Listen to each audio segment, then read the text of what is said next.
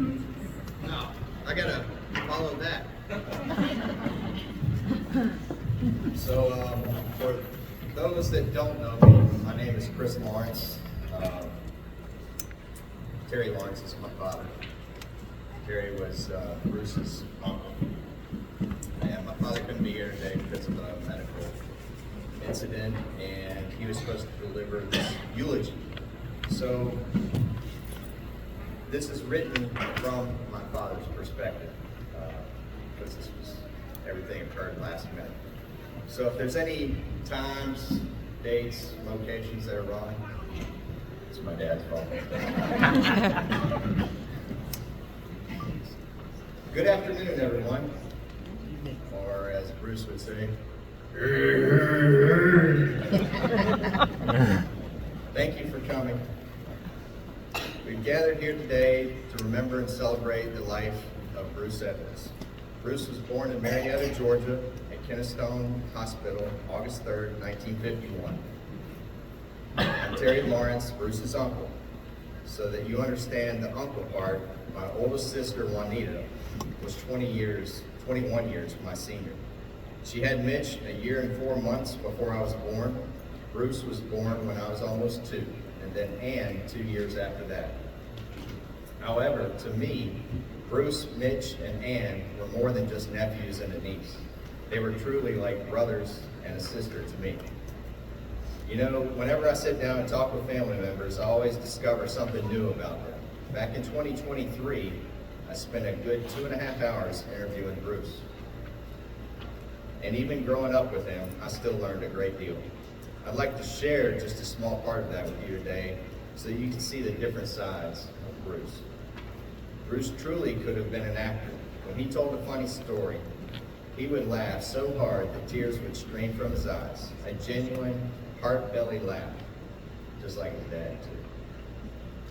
He would tell his stories with all the sound effects, and we would be laughing with tears running down our faces right along with him.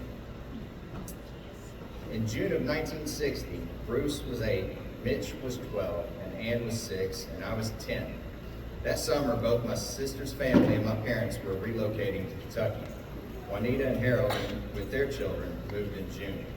My mom and dad took me to live with them for a time, then returned to Georgia to pack up their belongings for their own move in August. There were many wonderful stories from that summer, but those are for another occasion.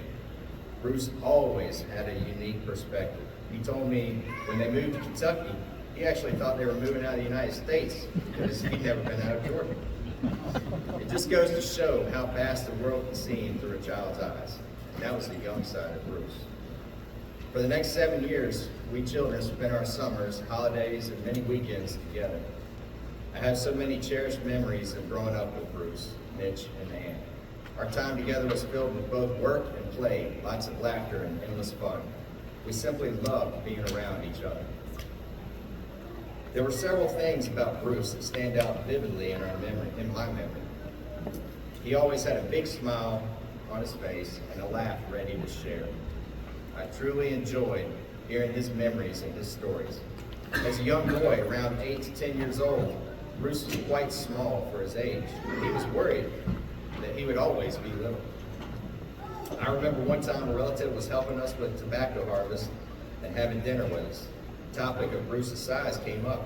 This relative, in earnest, told Bruce he needed to eat honey and biscuits for breakfast, and the growth spurt would follow. And wouldn't you know it, Bruce took that advice to heart. Man, he started eating honey and biscuits every morning. His mama could barely keep sous vide honey in the house, and grow he did. I don't know if the honey was a secret, but it certainly didn't hurt. This is yet another side of young Bruce. Eventually, he grew to be at least 6 feet tall, and he carried himself with a certain confident swagger and chest puffed out. Bruce and Mitch both started milking cows when Bruce was about 10 and Mitch was 13. The dad, Harold, would wake them up about 4:30 or 5:30 in the morning. They'd milk the cows and, believe it or not, sing to the cows as they worked. Bruce admitted that Mitch knew all the words to the songs, but he didn't. He said he knew a few words, then he'd just make up the rest and keep on singing as if he knew them perfectly. That was Bruce, always finding a way to make things fun. I once asked him about his favorite Christmas gift. He said it was a red radio flyer wagon. What did he do with it? He started riding it down the stairs. Bum, bum, bum, bum, bum. His mom would call out, "What's going on in there?" And Bruce, to himself, would be thinking, "Stop, stop, don't hit the wall." He certainly knew how to create a memorable moment. He said life on the farm was about hard work. They cut wood in late fall for firewood and used the branches for the tobacco plant beds. Then worked in the tobacco fields from setting out the plants to weeding, topping, cutting, hanging it in the barn to cure, and stripping it for market. Stripping tobacco could be tedious, but it was during those times that we heard countless family stories. Of course, he and Mitch also plowed the fields, gathered bales of hay, and stored them in the barn. They were always inviting me to come down and stay with them. I knew there would always be work to do, but I didn't mind because we genuinely enjoyed our time together. Bruce said the farm work was hard, but it taught him the value of hard work, and he wouldn't trade that time on the life on the farm for anything. He even had a pig named Peanut that a cousin sold him for a quarter. Bruce proudly recounted selling 2 or 3 litters from that pig, ultimately making $300 or $400. He had an early knack for business. Like many young men growing up in a rural area, Bruce learned to drive on the tractor. By the time he was 14, he was driving a truck or tractor to the Hayes meat feed mill, all before he even had a driver's license. This was the farming side of Bruce. Let me share a story about Bruce that perfectly illustrates his vibrant personality. It was 1966, and he and I were traveling to Georgia for Thanksgiving with my sister Brenda and her husband Jay. Our parents would join us later. Our usual route typically took us through Scottsville, turning onto Highway 231, and even through Lebanon to Highway 41. You see, this was before most interstates were finished, so we took regular highways like Highway 41 toward Atlanta. There were no smartphones or Google Maps. Most navigations relied on remembering landmarks and turns. But this trip took an unexpected turn. Back then, Bruce loved comedians Bill Cosby and Jonathan Winters. In 1966, Bruce had acquired the newest Bill Cosby album. On it, there was a routine called Chicken Heart. Bruce had listened to it so many times that he had it memorized, complete with all the different sound effects. Bruce has the Bill Cosby voice and sound effects down pat. Brother-in-law Jay was driving, sister Brenda in the front seat, Bruce and I in the back seat. Somewhere south of Scottsville, Bruce pretends he is young Bill Cosby, a young fellow left at home alone and having just listened to a scary radio program about Chicken Heart coming into the neighborhood. Boom, boom, boom, boom, boom, boom, boom, boom. Chicken Heart is on the street. Boom, boom, boom, boom, boom, boom, boom, boom. Chicken Heart is at the door. Boom, boom, boom, boom. The only thing that can stop Chicken Heart is having Jello spread on the floor. He spreads Jello all over the floor and hides in the bedroom. Now, by this time, we were all laughing so hard that we didn't recognize we had missed our turn. All at once, we came to the realization we were in an area that looked completely unfamiliar. We were lost. What had happened? We'd been laughing so hard at Bruce's Chicken Heart performance that we had completely missed our turn onto Highway 231. Now, we had to figure out how to get back on track. Finally, we determined we were in Gallatin, Tennessee, a place we had never been before. With a bit of driving around, we did find Highway 41, resumed our journey south to Atlanta. I can't do this story justice, only Bruce can do that. And that was the entertaining side of Bruce. He enjoyed the Army Reserves, and when he was 18, and even came to Atlanta once from Fort Jackson, South Carolina, just to spend time with us. After 20 years of service, he retired from the Army Reserve as a Master Sergeant. This was another side of Bruce's serving his country. I asked Bruce how he and Debbie met. He said he first saw Debbie at a dance at Park City. He asked her out twice, and she politely declined. Finally, he asked a third time, and that time, she said yes. They were married in December of 1971 at Roger Littrell's house. Bruce said he had $30 and gave Roger $20, leaving he and Debbie with $10. They went to Georgia for their honeymoon and stayed at Granny and Granddaddy Edwards' house. He was 20 and Debbie was 16, and she was still in high school. Bruce had to sign her report cards until she graduated in 1973. He recalled her first report card having C's and D's. He told her, "I'm not sending you to school to get C's and D's, girl. You're going to have to do better than this." And Debbie, with her quick wit, replied, "Well, you're going to have to leave me alone at night." Bruce just laughed and said, "Let's talk about it." He spoke lovingly of his children, Jamie and Corey, his twins. They were born on November 21st, Jamie at 11:47, Corey just before midnight. Both were born early, weighing less than 4.5 pounds each, and they had to stay in the hospital for 4 or 5 weeks. When I asked him to tell me about Jennifer, he said Debbie became very large during her pregnancy, and he thought they were going to have another set of twins. But when they performed the ultrasound, they heard one heartbeat. "Let's make sure and do that ultrasound again," he suggested. But no, there was just one, and it was Jennifer was born, weighing more than twice as much as Jamie and Corey combined at 8 pounds and 12 ounces each. He described her as a shy little girl who only wanted to be with Debbie until she was 4 years old. And she would never wanted to go to bed early. Every night was a struggle to get her to bed. But now she ain't shy anymore. No, she's as sweet as she can be. That's the family side of Bruce. Bruce went on to share his experience of his first heart attack. He was working on a car for Jennifer so she could drive her. He started having pain down the back of his arms and a crushing pressure on his chest, like an elephant sitting on him, making him short of breath.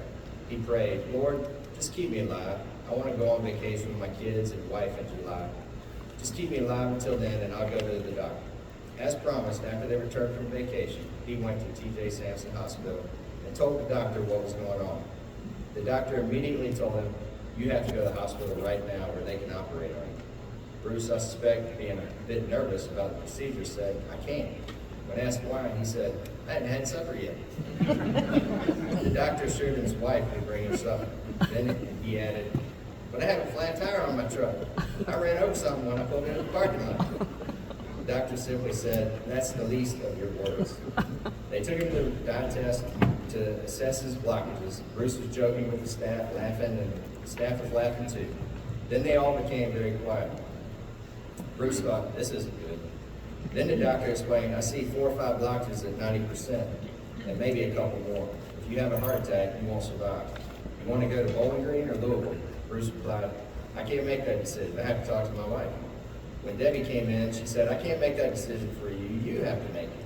Bruce looked at the doctor and said with a glimmer of hope, "Let's go to the Jewish hospital in Louisville. They're God's chosen people. Maybe that's a good sign." He told me he had had like 21 or 22 stents by the time the last one was put in. I remember during one of those operations, Mitch called me, genuinely concerned, saying, "I'm not sure Bruce is going to make it." So we prayed together for Bruce over the phone. Bruce, he survived, and we declared prayer works. That's something I know to be well and to be true. Bruce would often call and ask me to pray for others that he feared had not found salvation. He deeply desired that everyone would know Jesus and would be there to rejoice with him at those pearly gates. That was the Christian side of Bruce. Like myself, Bruce struggled with his weight. Bruce once told me they should put on his tombstone, "He loved it."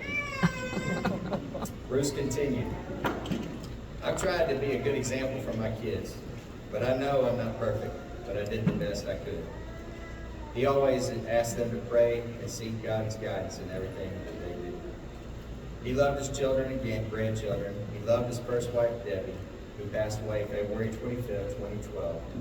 And 18 months later, he and Peggy were married, and he said he felt it was not too soon. He told me he loved his second wife, Peggy, and that she had done an excellent job of caring for him and traveling with him to see new places. He said she kept a bag packed in the car because it seemed every time he had to go to the hospital, it was at night and on a weekend. That was the husband, father, and grandfather side of Bruce.